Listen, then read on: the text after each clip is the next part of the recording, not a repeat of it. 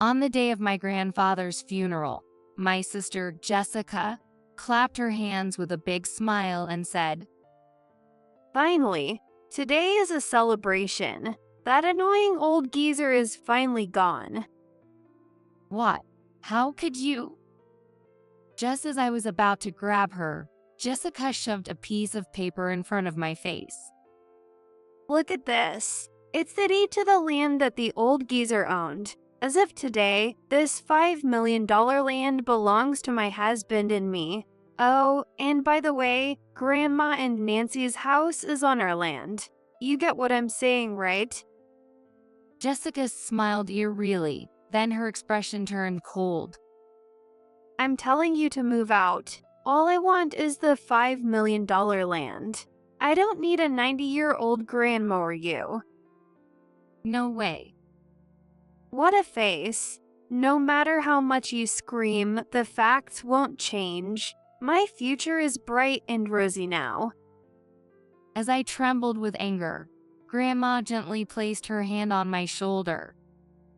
Nancy, it's okay. Let's give up the house. "Grandma?" Jessica grinned with a nasty smile at Grandma's words. That's right. You bugs who can't do anything should disappear from my life quickly. She laughed loudly and laughed with a satisfied look on her face. As I stood there in shock, Grandma smiled calmly, just as she always did.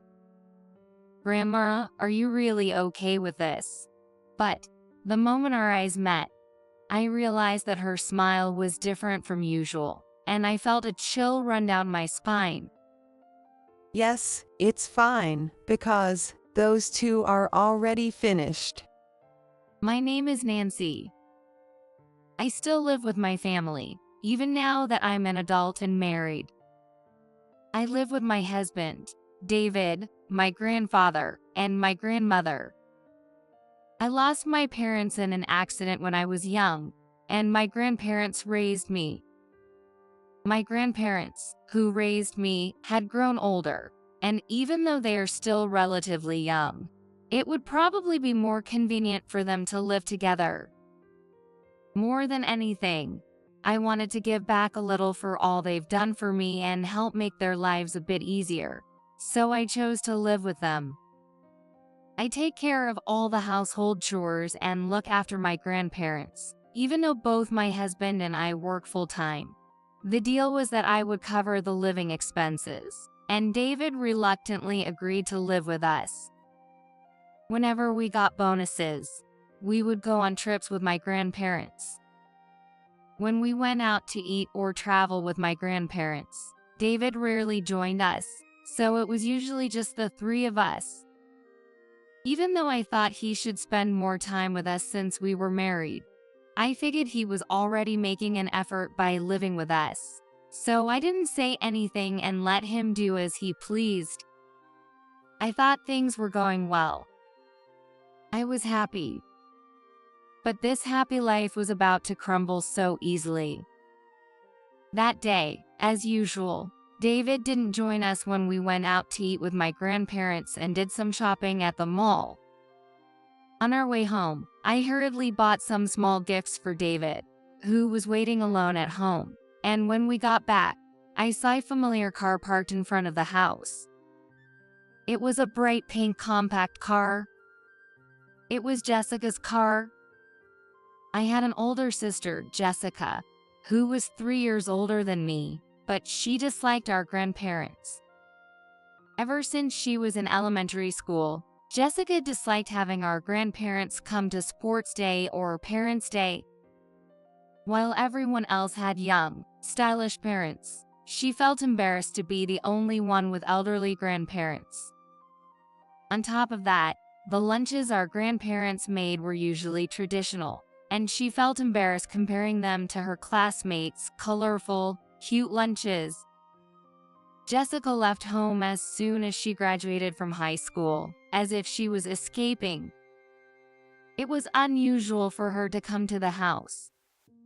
My grandparents seemed surprised, but they were happy that Jessica, whom they hadn't seen since our wedding, had come by. But this unexpected visit wasn't a good one. As we approached the house, we saw Jessica coming out of the front door, holding David's hand. My grandparents and I instinctively hid behind the garden hedge so that they wouldn't see us. The two of them, holding hands and acting all la-vie-de-vie without a care in the world, shared a goodbye kiss as Jessica got into her car. I instinctively took a picture of them. As the three of us stood there in shock, Jessica waved goodbye to David with a reluctant smile and drove off without noticing us. David also didn't notice us and went back into the house. It felt like time had stopped. No one said a word or moved an inch. After a while, my grandparents simply said to me, You should do what you think is best, Nancy. and just like always, I walked through the front door with a bright voice, saying, I'm home. I wanted to believe that I had seen something wrong, but the photos on my phone confirmed the truth. After some deliberation, 3 days later, I decided to check David's phone while he was in the shower. Sneaking a peek at his messaging app, I found the messages between him and Jessica still there. I love you, you're so cute, I can't live without you. Words I hadn't heard from him in years. I felt more irritation and disgust than sadness. I couldn't understand why David would cheat with his wife's sister or why Jessica would go after her sister's husband. It was sickening. On top of that, they were bad-mouthing me and my grandparents. As I recorded the screen on my phone, I made a firm decision. I was going to get a divorce. How could the happy days I thought I had be destroyed so easily? But once that feeling of disgust took root, it only grew. Just as I decided to get a divorce, David brought it up himself. He gave a few plausible reasons, but when I confronted him about his affair with Jessica, he admitted it right away. To make matters worse, Jessica had the nerve to say, We're sisters, aren't we? If weird rumors spread, Grandma and Grandpa would be hurt. She demanded I not ask for alimony. I was furious at her selfishness, but it was Jessica. If it had been some stranger, I wouldn't have listened, but this is my sister. We grew up together and had so many happy memories. After thinking it over, I agreed to Jessica's request. After that, David left to live with Jessica. Once he was gone, I cut off contact with both of them. Now it was just the three of us, but we were living peacefully and happily. I was beginning to heal from the pain of my divorce from David. 2 years after David left, my grandfather passed away. He suddenly collapsed at home and never recovered. My grandmother and I were heartbroken, unable to prepare for such a sudden loss. But we pulled ourselves together, with the help of our neighbors, to hold a funeral. My grandfather was well known, having served as the Homeowners Association president, and many people came to mourn his passing and offer their support. I had contacted Jessica and David, but they showed no intention of helping with the funeral. However, I was too overwhelmed to pay attention to Jessica and David, so I didn't even know if they attended the funeral. After we somehow managed to get through the funeral, as we were taking a breather, 2 familiar faces approached us. Hey, long time no see. You look like you've aged a bit. David and Jessica, you came? Of course, we're family, aren't we? It was the first time I'd seen them in 2 years, and they both seemed strangely cheerful. I thought it was inappropriate given that my grandfather had just passed, but I didn't have the energy to say anything. They hadn't been around during any of the preparations. Where had they been? Their cheerful approach right after everything was over irritated me. My grandmother didn't seem pleased either, and her brows furrowed slightly. Finally, that old geezer is gone. Jessica, how can you say that? Why not? It's the truth. I was always so embarrassed. All my friends had stylish, cute parents, and why did I have to be stuck with such old grandparents? I've hated it for so long, but at least Grandpa finally served his purpose. Jessica proudly pulled out a piece of paper. It was the deed to the land that my grandfather had owned. My grandfather's family home was an old house with a large piece of land. The total value of the land was said to be around $5 million. Jessica had always wanted that land. I wish Grandpa would just die already. That old geezer is stubborn. In the past, there were many times when she said things that were so inappropriate that my grandparents could never hear them. Whenever she did, I would scold her, but Jessica never seemed to care. Stop pretending to be such a goody-goody. It really pisses me off. There were even times when she'd lash out at me in response. At some point, David had found out about my grandfather's land. While we were still married, he asked me about it multiple times, but I always dodged his questions. There was a time when David, nervously asking where the deed was, made it clear he was after my grandfather's land, and I was shocked. That memory flashed through my mind. Jessica and David must have found that deed somehow, and now they were standing in front of me, grinning triumphantly. They planned to take all of my grandfather's land for themselves. Look at this. See, it's the deed to the land. That $5 million is ours now. Don't say such selfish things. Oh, stop yapping.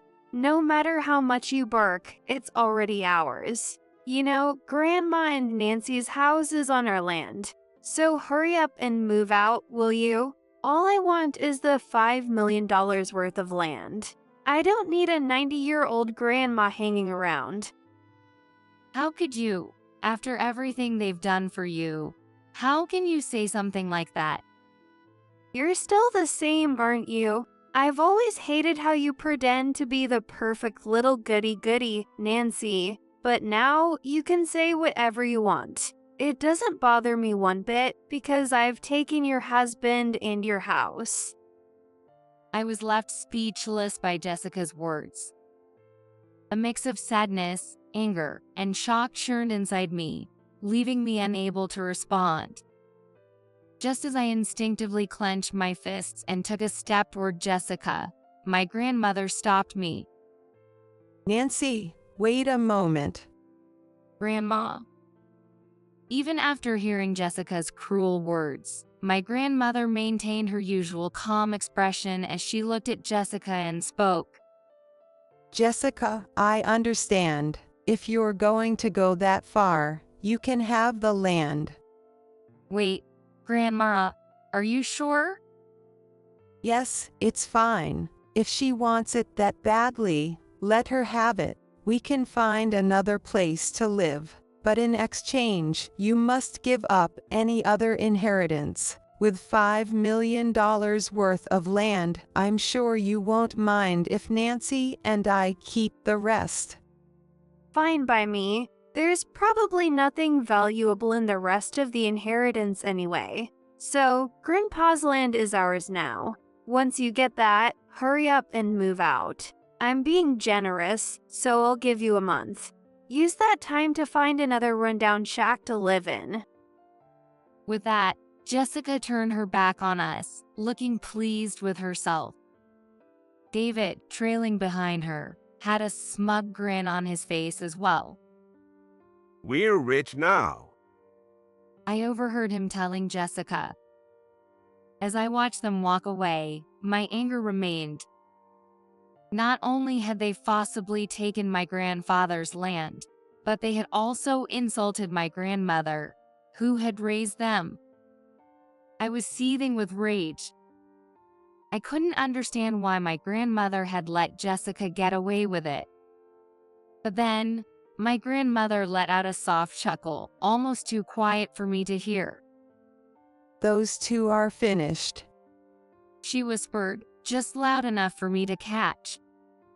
Grandma, what do you mean? That land, you see, was something your grandfather and I were discussing what to do with it. Grandma, smiling like a child who had just pulled off a successful prank, explained everything to me. It turns out that the $5 million land was valued at that price when it was first purchased. Since then, however, the economic situation had changed, and the land's value had plummeted. But the value drop wasn't the worst part. Industrial waste had been illegally dumped on the property. With the waste there, no one would want to live on or buy the land.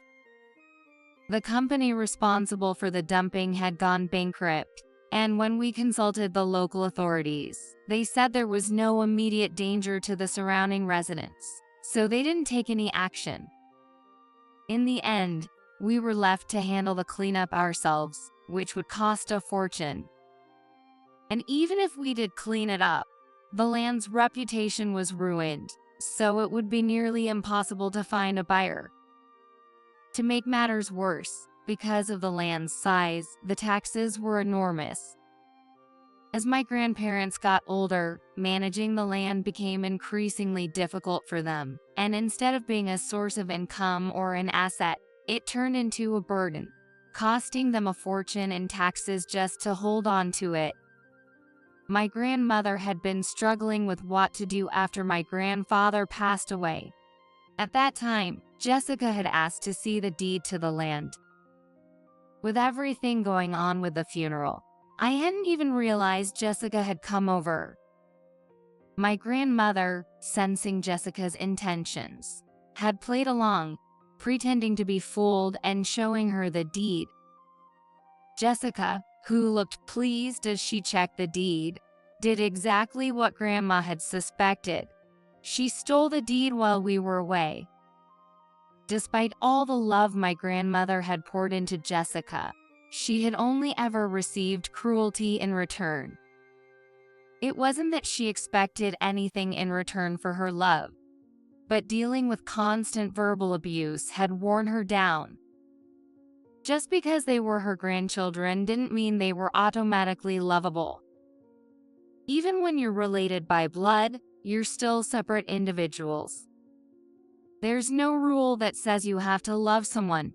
Jessica used to be adorable, but the repeated insults and her attitude of only showing up when money was involved had soured things. Apparently, Jessica had come by multiple times when I wasn't around, begging my grandparents for money. And on top of that, she even had an affair with David. I've been patient all this time, but maybe it's time for them to face the consequences. Grandma said, her smile not reaching her eyes as she looked at me. I had never seen her like this before. Later on, Jessica and David inherited the land without any issues. But they were shocked to find out that the land they had counted on had no buyers or renters at all. For a while, they kept calling me and Grandma repeatedly. I listened to their voicemails.